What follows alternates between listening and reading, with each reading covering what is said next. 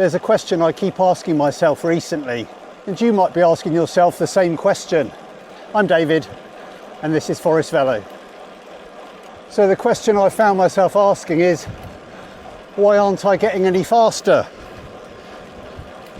I'm doing, quite a lot of training, 8 hours a week maybe, sometimes more, sometimes a bit less. I'm doing chain gangs on a Saturday.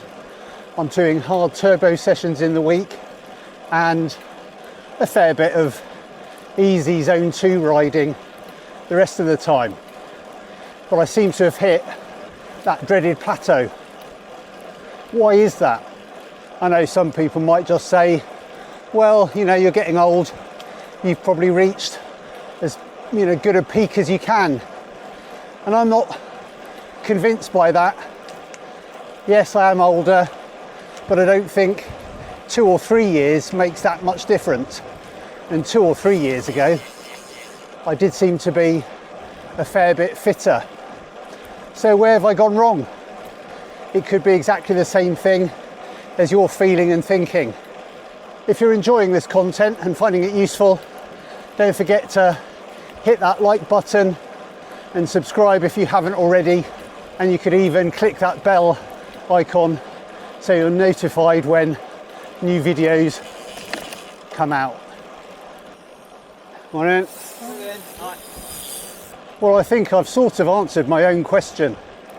So if you're wondering how I film these videos, sometimes it's courtesy of today's video sponsor, which is Insta360. And I use my Insta360 X4 most of the time for recording. And as you can see, I've got a mic attached to that. But the key thing I've been using recently is this, which is their GPS preview remote.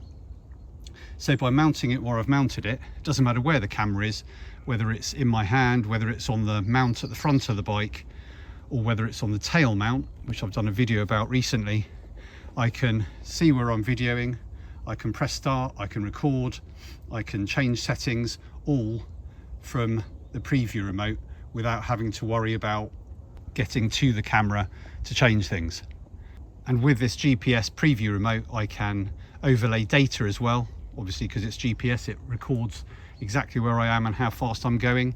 And then when I'm editing my videos in post, I can choose to put that data on the video. I think if you have plateaued, you really need to look back and see what you've been doing to find out where the problem is.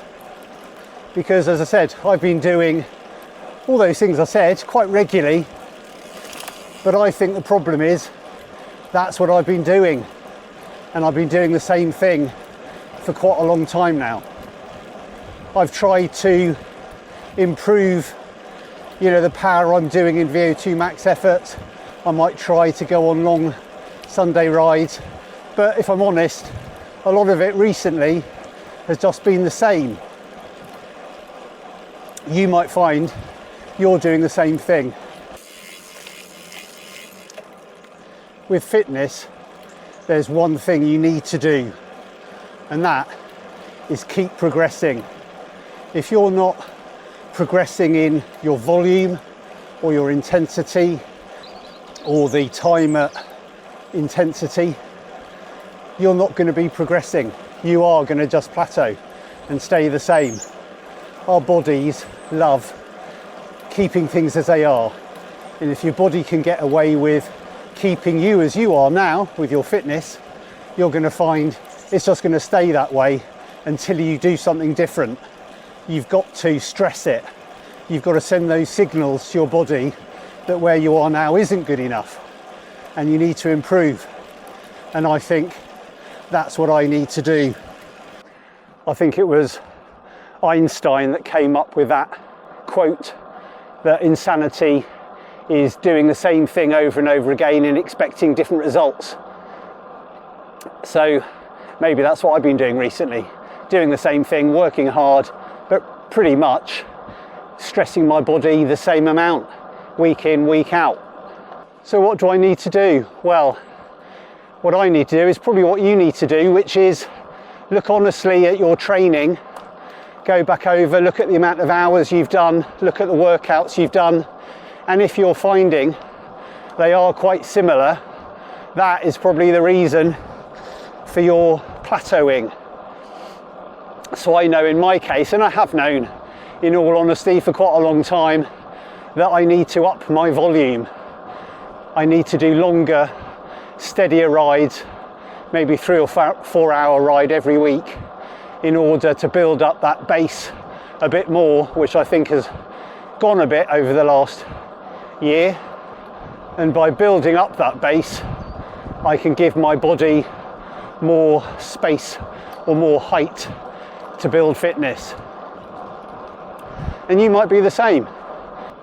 In your case, maybe you do lots of zone 2 miles and you've got a huge base, but maybe you don't do any intervals and you don't do hard efforts. And as you get older, really, that becomes more and more important. Our bodies are very good at maintaining endurance and can go on and on for hours and hours. You see lots of older riders who do that, but they neglect that hard, fast riding. That's what really bumps your fitness up, those hard intervals, and that works quite quickly. But the key thing is to look at your training, be honest, and see whether you've been doing the same thing too much. Another thing you could look at doing is just mixing it up. Maybe it doesn't need necessarily lots more adding to your maybe already busy week. Maybe you just need to change things you do, or change the order you do them in to shock your body. You know, if you normally have Monday off, maybe don't have Monday off.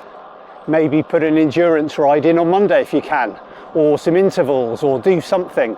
But it's about shocking your body, and it's about keeping that progress going. You don't have to do it every week. Every couple of weeks at least, you could be looking to see if you can up something, whether it's your effort, whether it's your intensity, whether it's duration, those sorts of things. If you've got any good comments about what's helped you get fitter and stay fitter, don't forget to drop those in the comments below. I hope you found this video interesting, and I hope you found it useful. If you did, as I said, don't forget to click that like button and subscribe if you haven't already.